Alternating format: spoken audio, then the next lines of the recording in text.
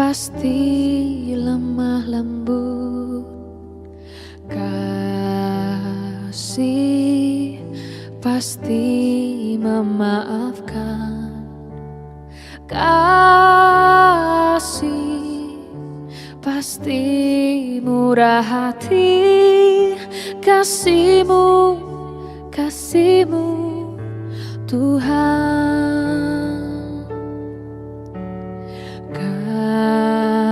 Kasih pasti lemah lembut, kasih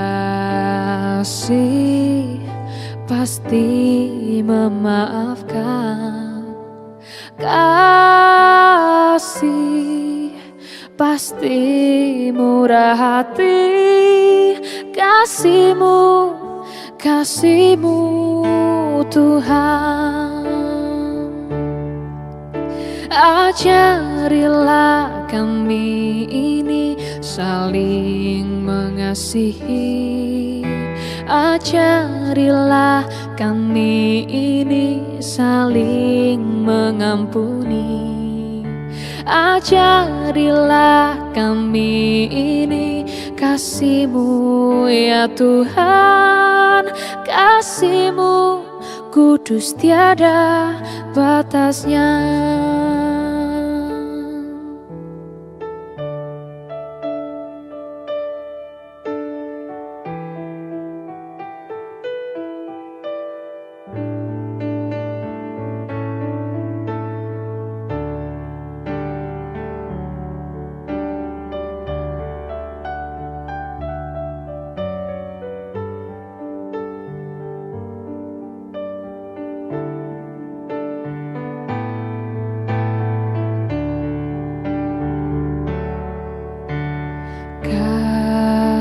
Kasih pasti lemah lembut,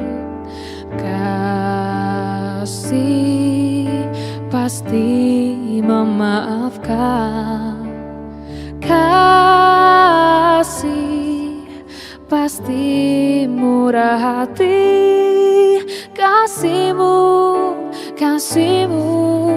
Tuhan. Ajarilah kami ini saling mengasihi, ajarilah kami ini saling mengampuni, ajarilah kami ini kasih-Mu ya Tuhan, kasih-Mu kudus tiada batasnya. Ajarilah kami ini saling mengasihi, ajarilah kami ini saling mengampuni, ajarilah kami ini kasih-Mu ya Tuhan, kasih-Mu kudus tiada batasnya, kasih-Mu kudus tiada batasnya, kasih-Mu kudus tiada batasnya. Selamat pagi Ibu Bapak Saudara yang dikasihi Tuhan. Kembali kita berjumpa dalam persekutuan doa hari ini. Dan waktunya untuk kita bersama-sama belajar memahami sebagian kecil kesaksian firman Tuhan. Oleh sebab itu saya mengajak kita semua datang kepada Tuhan terlebih dahulu di dalam doa kita berdoa. Kami bersyukur ya Allah memiliki Allah seperti Engkau, yang senantiasa menjagai, menyertai, melawat sepanjang kehidupan umat yang Engkau kasihi. Bahkan kami boleh merasakan kenyamanan, kehangatan setelah semalam kami boleh beristirahat dengan nyaman. Engkau menyelimuti kami dengan kasih-Mu ya Tuhan. Bahkan pagi hari ini saat kami bangun, kami merasakan ada kekuatan baru untuk kami boleh memulai kehidupan hari ini ke depan. Dan waktunya bagi kami saat ini, kami boleh bersama-sama belajar memahami sebagian kecil kesaksian firman Tuhan. Biarlah kami boleh memahaminya, kami boleh mengertinya, kami boleh melakukan di dalam kehidupan sehari-hari. Hamba-Mu yang hendak menyampaikan firman pun, Tuhan akan pakai mulut, bibir, lidah, dan pemikirannya untuk boleh berkata-kata sesuai dengan kehendak Tuhan sendiri. Inilah bakti kami, inilah peribadahan kami. Biarlah Tuhan menguasai dari awal hingga sampai akhir. Hanya di dalam nama Tuhan kami Yesus Kristus kami berdoa. Amin. Saudara-saudara kekasih Tuhan, pagi hari ini kita hendak bersama belajar dari Amsal 10. Amsal 10 ayatnya yang ke-12 demikian. Kebencian menimbulkan pertengkaran, tetapi kasih menutupi segala pelanggaran. Saya ulang. Kebencian menimbulkan pertengkaran, tetapi kasih menutupi segala pelanggaran. Saudara-saudara yang dikasihi Tuhan, pernahkah kita merasakan dibenci atau membenci orang lain? Nampaknya apa yang diungkapkan di dalam Amsal ini betul adanya. Kebencian itu menimbulkan pertengkaran. Kebencian itu menimbulkan peperangan. Kebencian itu menimbulkan banyak hal negatif dalam kehidupan ini. Dan nampaknya itu kita rasakan hingga sampai dengan detik ini. Segala sesuatu menjadi persoalan yang begitu berat ketika kebencian menguasai kehidupan manusia. Lalu kebencian itu sendiri apa sebenarnya? Kebencian diartikan sebagai emosi yang sangat kuat. Sama seperti ketika kita mencintai. Kebencian sekuat mencintai. Dan nampaknya kebencian ini melambangkan ketidaksukaan, permusuhan, antipati. Baik terhadap benda, baik terhadap orang lain, baik kepada situasi tertentu yang terjadi dalam kehidupan ini. Bahkan kebencian itu merupakan keinginan untuk menghindar, keinginan untuk menghancurkan, dan keinginan untuk menghilangkan. Nampaknya memang cukup kuat. Lalu kalau kita telusuri lebih jauh, sebenarnya apa sih yang membuat kebencian itu ada dalam diri kita? Kenapa tidak seperti yang diungkapkan melalui Amsal, tetapi kasih? Kenapa di dalam diri kita selalu ada kebencian dan kadangkala menghindari kasih itu? Saudara-saudara, saya mencatat beberapa. Kebencian itu karena egoisme menguasai kehidupan manusia. Kalau saya menganggap diri saya paling benar, paling pintar, paling kaya, paling berkuasa, dan semuanya harus tunduk kepadaku, di sanalah kebencian itu akan muncul. Kalau tadi saya mengatakan bahwa kebencian itu adalah emosi yang cukup kuat atau sangat kuat, artinya penyebab dari kebencian itu adalah emosi kita. Emosi yang tidak terkendali. Ketika kita sudah tidak lagi menggunakan perasaan, ketika kita sudah tidak lagi menggunakan alam pemikiran kita, ketika segala sesuatunya tidak lagi bisa dilogikakan bagi kita, di sanalah kebencian itu muncul. Bisa jadi bahwa kebencian itu karena memang rendahnya mental kita. Kita merasa bahwa segala sesuatunya itu kurang, tidak pernah cukup. Kesejahteraan kita seolah-olah tidak pernah ada. Kita sudah berusaha semaksimal mungkin tetapi tidak mendapatkannya, sehingga mental kita yang terganggu. Rendahnya alam pikiran kita. Lalu bisa jadi karena sakit hati.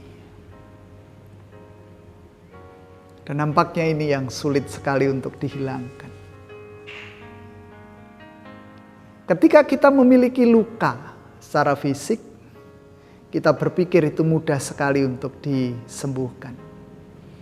Tetapi bagaimana ketika hati kita ketaton, hati kita terluka?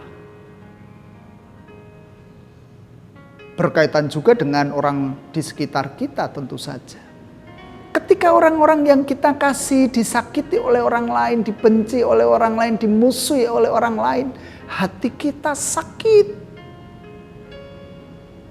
Ketika istri kita dicemooh, ketika suami kita senantiasa dihujat, difitnah, disalah-salahkan, sakit hati itu muncul.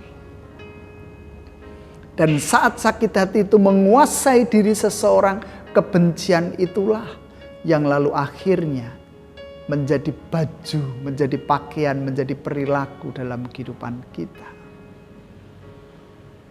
Atau dendam. Dulu mungkin orang tua kita bermasalah dengan orang tuanya. Dendam masa lalu itulah yang senantiasa kita pendam. Dan lalu akhirnya kita nampakkan. Mungkin peristiwa itu sudah berabad-abad lampau. Tetapi senantiasa menjadi pemikiran kita. Menguasai hidup kita. Sehingga ada dendam yang tak terbalaskan di sana. Bagaimana dengan kehidupan orang-orang beriman? Bagaimana dengan kehidupan orang-orang beragama, saudara? Kebencian juga sering kali muncul di sana. Karena bagaimanapun juga setiap agama nampaknya mengajarkan bahwa agamanya yang terbaik. Agamanya lah yang istimewa. Agamanya lah yang nomor satu. Dan menganggap bahwa agama kita sebagai anak emas. Sedangkan agama orang lain itu salah. Agama orang lain itu perunggu. Agama yang lain itu tak berarti apa-apa. Sehingga coba saja. Ketika ada orang yang mengatakan bahwa semua agama benar di hadapan Allah. Bukankah ada banyak orang yang protes? Karena agama yang benar adalah agamaku, bukan agama mereka, bukan agamamu. Bukan agama kita. Padahal kalau kita berpikir ulang, setiap agama memiliki kebenaran pada dirinya masing-masing. Tidak mungkin tidak, saudara. Kenapa agama Kristen ada banyak pengikut di sana? Karena ada kebenaran. Orang menemukan kebenaran di dalam kekristenan. Kenapa orang lalu menganut agama Hindu? Karena dia menemukan di dalam agama Hindu ada kebenaran yang patut untuk dipegang, yang patut untuk dipertahankan. Atau di dalam agama-agama juga seringkali muncul, kalau aku masuk surga, agamamu, lo tidak akan pernah masuk surga. Kalau aku di Firdaus, engkau akan berada di neraka jahanam. Memunculkan kebencian, saudara. Karena rasa tidak terima. Atau bahkan orang lain dianggap sebagai lawan. Bukan dianggap sebagai sahabat, sebagai teman. Sebagai partner dalam menjalani kehidupan yang masih cukup panjang. Peristiwa Poso, peristiwa Ambon, peristiwa Kalimantan. Semuanya dibungkus dengan nuansa agama, walaupun sebenarnya ada kandungan politis di sana yang tidak mungkin bisa dilepaskan dari kehidupan Indonesia. Karena nampaknya melalui keagamaan itulah segala sesuatu yang dibungkus dengan keagamaan bisa memunculkan kebencian dalam kehidupan manusia. Lalu bagaimana cara mengatasi kebencian yang seringkali ada di dalam kehidupan kita? Saudara-saudara yang dikasihi Tuhan, saya mencatat juga beberapa. Yang pertama, kita perlu mengakui bahwa kita memang memendam kebencian dan berusaha menerima perasaan itu. Jangan pernah tolak rasa benci itu. Terima itu, pahami itu. Karena dengan penerimaan tentu kita lalu bisa mencari jalan keluar yang terbaik. Yang kedua, tentukan penyebab rasa dendam kita, benci kita. Apa sih yang mengakibatkan saya benci sama dia? Oh, karena dia lebih ganteng ketimbang aku. Ketika kita sudah tahu bahwa yang menjadi penyebab kebencian kita adalah kegantengan, kenapa enggak kita lalu berbenah diri? Betul ya? Oke lah, tubuh dia, wajah dia lebih bersih ketimbang wajahku. Tetapi walaupun aku sedikit kotor, kalau aku bisa berdandan dengan baik, berpakaian dengan baik, bertingkah laku dengan baik, bukankah itu akan mengurangi segi-segi negatif dalam diriku? Kalau kebencian itu muncul karena dia lebih sukses ketimbang hidupku, belajar dari kesuksesannya tentu saja. Sama halnya orang Indonesia dikuasai oleh kebencian, sebagian tentu saja, kepada Cina misalnya. Karena yang selalu ada di dalam otak kita, Cina itu orangnya sukses-sukses, pinter-pinter, putih-putih, selalu berjaya. Kita hanya dikuasai oleh itu saja, tanpa melihat bagaimana mereka sukses, bagaimana mereka berjaya, bagaimana mereka bisa menjadi pinter. Karena kita ditutupi oleh emosi kita, ditutupi oleh kebencian kita, sehingga kita tidak akan pernah maju kalau seperti itu. Kita perlu menemukan apa sih yang membuat kita benci. Kalau memang kesuksesan orang lain yang membuat kita benci, bukankah kita bisa berusaha seperti mereka? Menjalani kehidupan yang baik benar di hadapan Allah.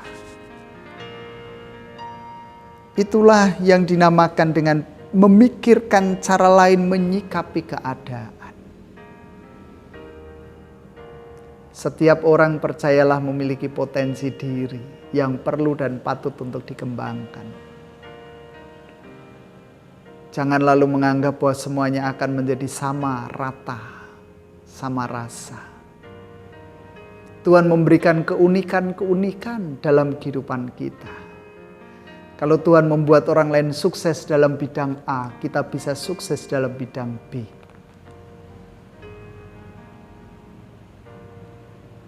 Contoh yang nyata dalam kehidupan kita.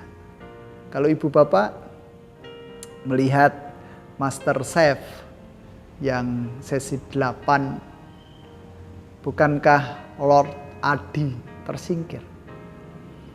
Tetapi sekarang lihat tayangannya, dia memiliki tayangan tersendiri, Lord Adi. Sedangkan pemenangnya mungkin belum memiliki channel.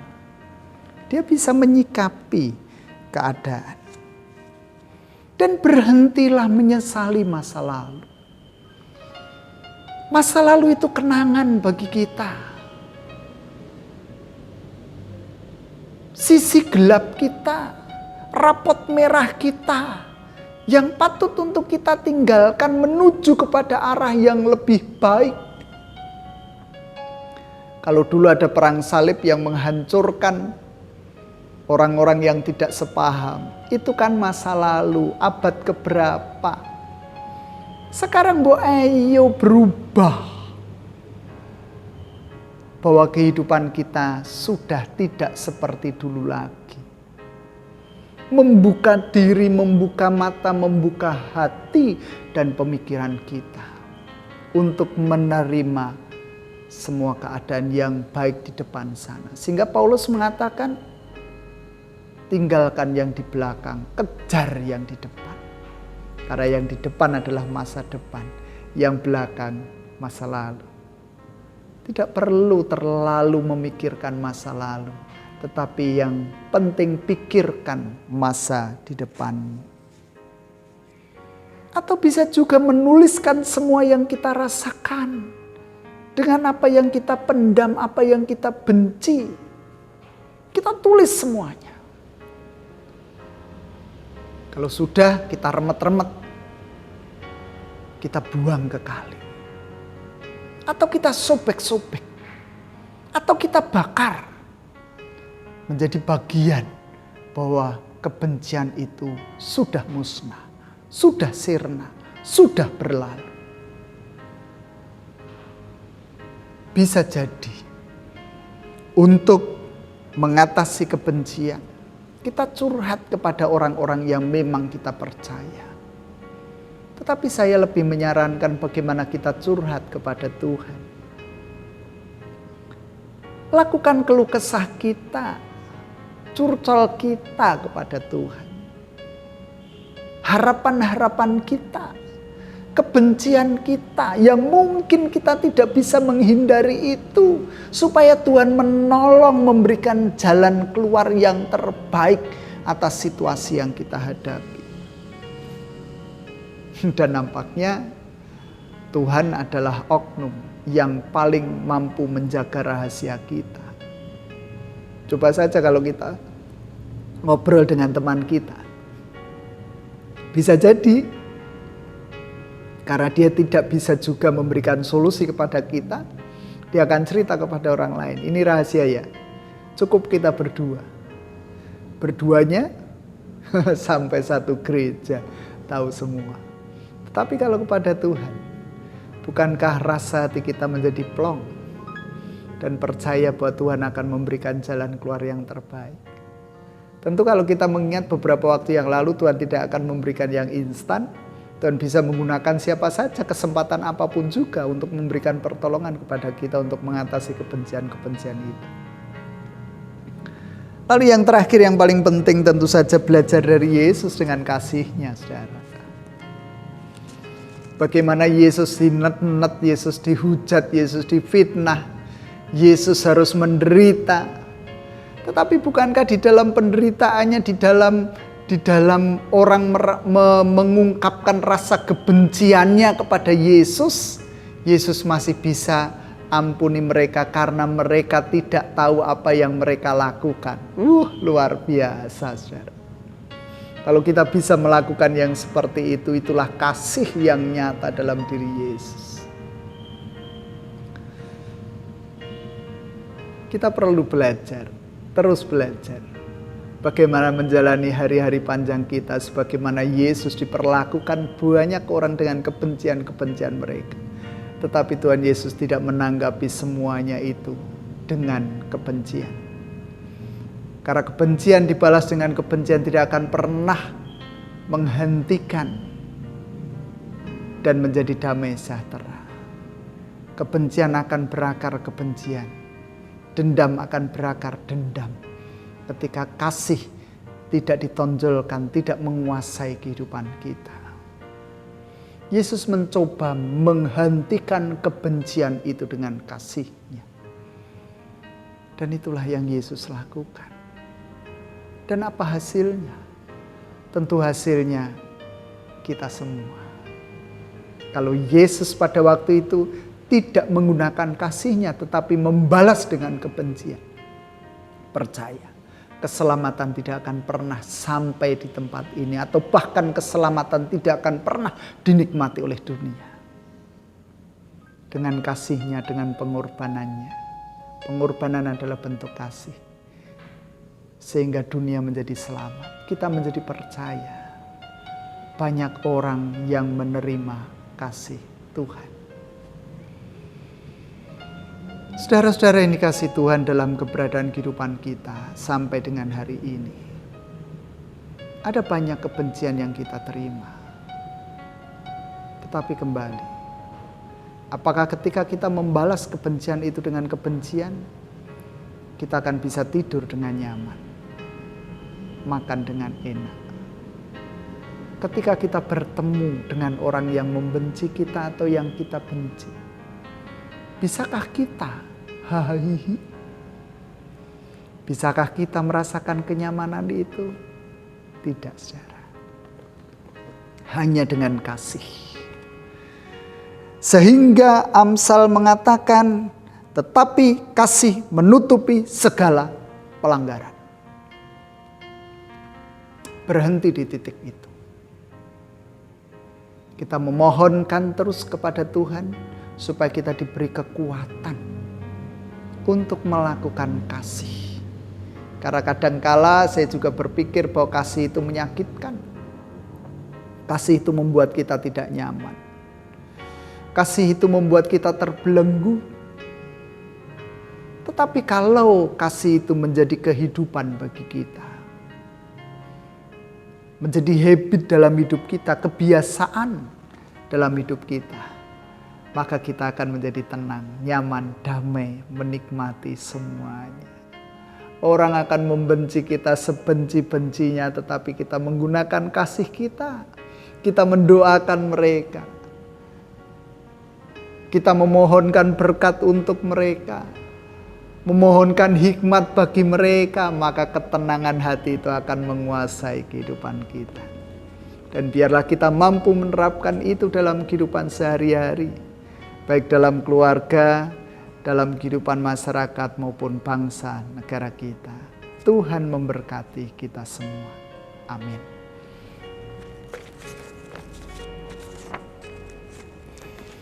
Mari kita datang pada Tuhan di dalam doa, kita berdoa.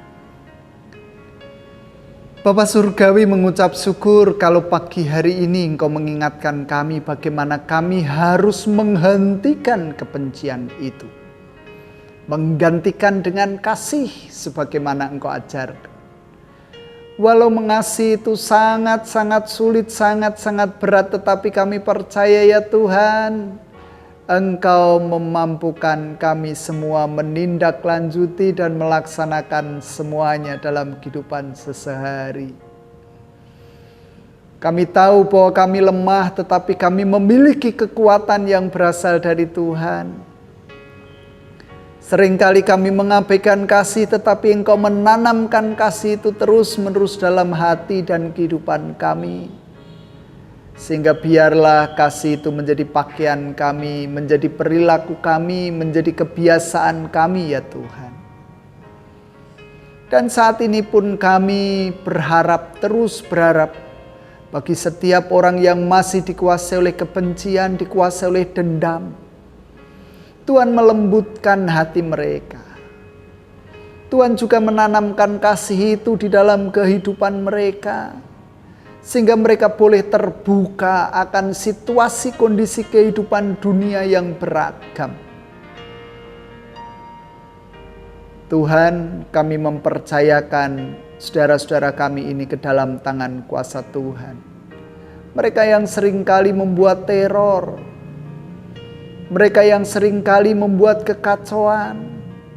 Yang membuat kerusuhan, peperangan, balas dendam. Engkaulah sumber damai sejahtera yang mampu mengendalikan kehidupan mereka semua.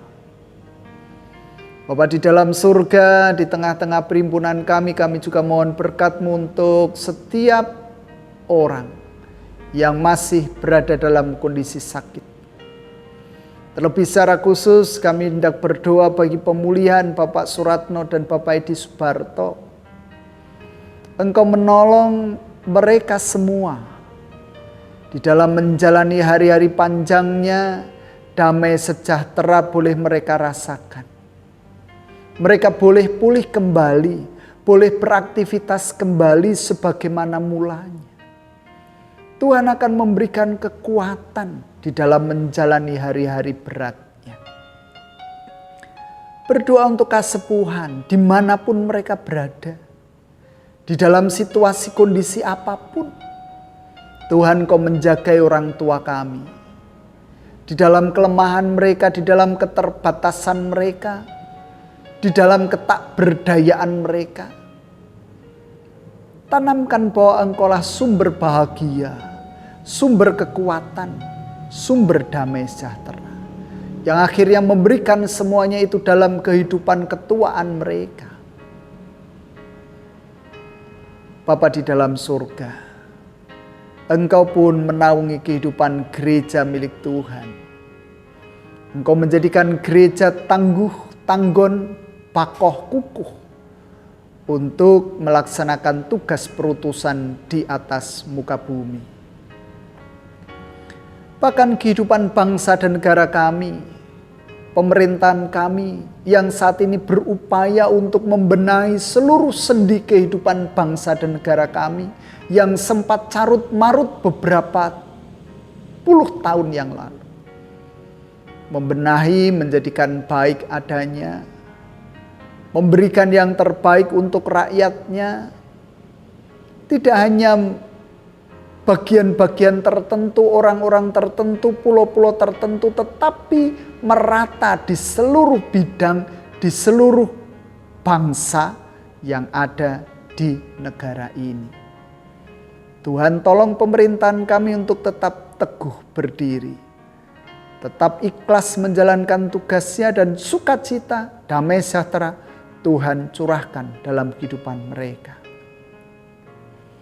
Bapa di dalam surga, kalau sebentar kami hendak mengakhiri persekutuan kami, biarlah Tuhan terus menopang kehidupan kami masing-masing pribadi. Roh Kudus-Mu berkarya dan Kau membungkus kami dengan kuasa darah Kristus selalu, senantiasa. Dan di tengah-tengah perhimpunan kami mohon berkat-Mu secara pribadi, biarlah Engkau mendengar apa yang menjadi seruan pribadi kami.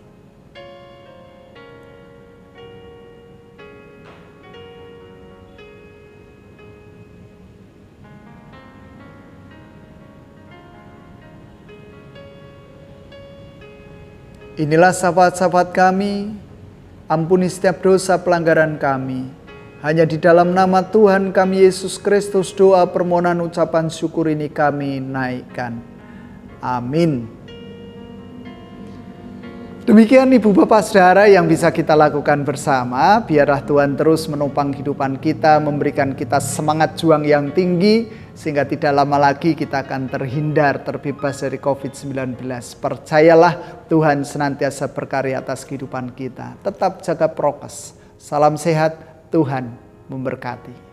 Amin.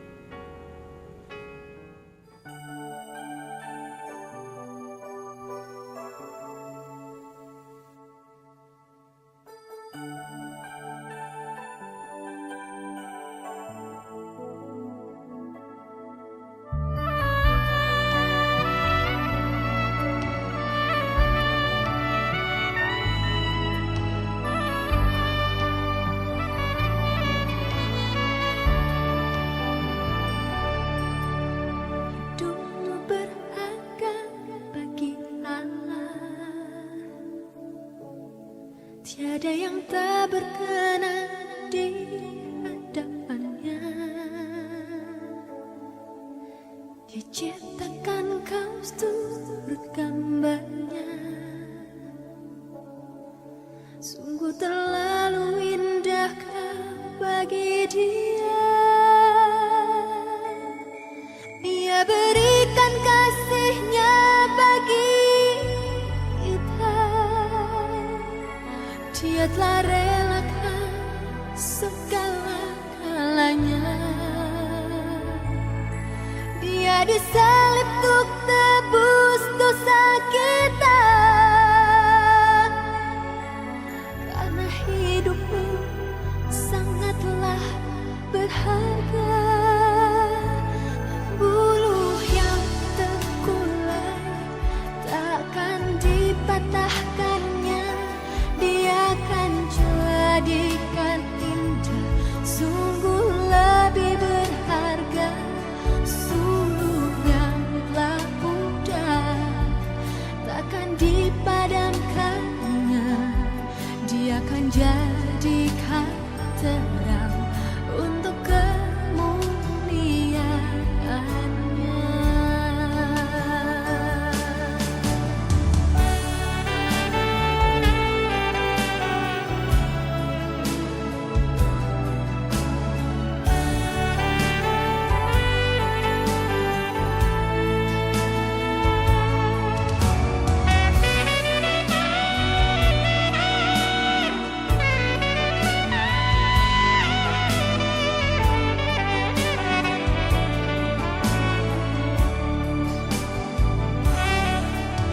Hidupmu berharga bagi Allah. Tiada yang tak berkenan di hadapannya. Dia ciptakan kau turut gambarnya. Sungguh terlalu indah kau bagi Dia. Dia berikan kasih-Nya bagi kita. Dia telah relakan segala-galanya. Dia disalib untuk tebus dosa kita. Karena hidupmu sangatlah berharga. Buluh yang terkulai takkan dipatahkannya. Dia akan jadikan indah, sungguh lebih berharga. Suluh yang telah pudar takkan dipadamkannya. Dia akan jadikan